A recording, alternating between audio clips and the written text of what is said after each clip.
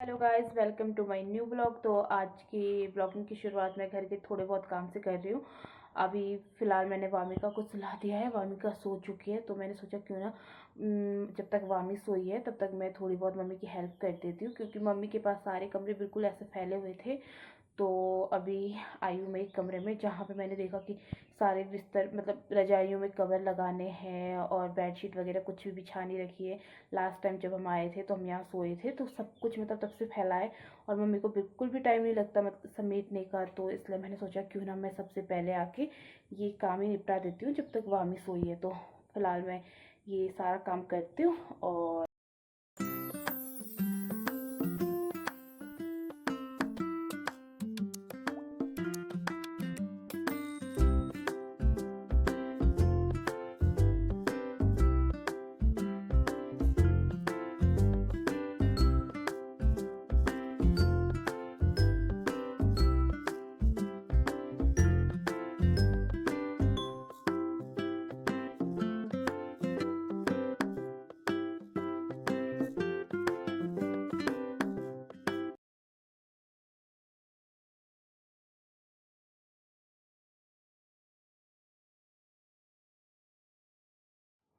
मैंने रजाई में कवर लगा दिए थे, बेडशीट बिछा दी थी। बस लास्ट में अब थोड़ी बेडशीट सेट करनी बची थी तो वो भी मैंने सेट करके मैं चली गई थी मम्मी के साथ खेत, क्योंकि मम्मी को खेत से गायों के लिए घास लेके आना था।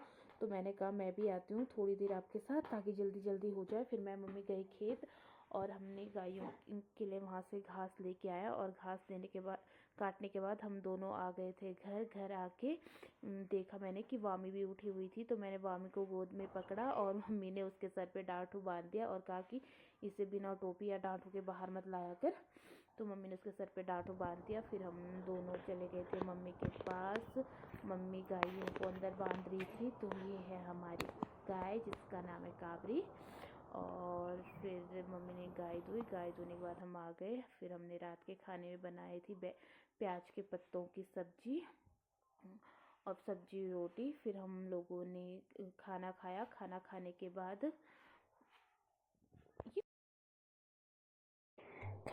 के बाद हम अंदर आ गए थे सोने। अब मैं सबसे पहले वामी को सुलाती हूँ, क्योंकि वामी को सुलाना एक बहुत बड़े टास्क से कम नहीं है, क्योंकि वामी आसानी से सोती नहीं है। तो मैं इसे सुलाती हूँ। आप सबसे मिलते हैं अगले वीडियो में, तब तक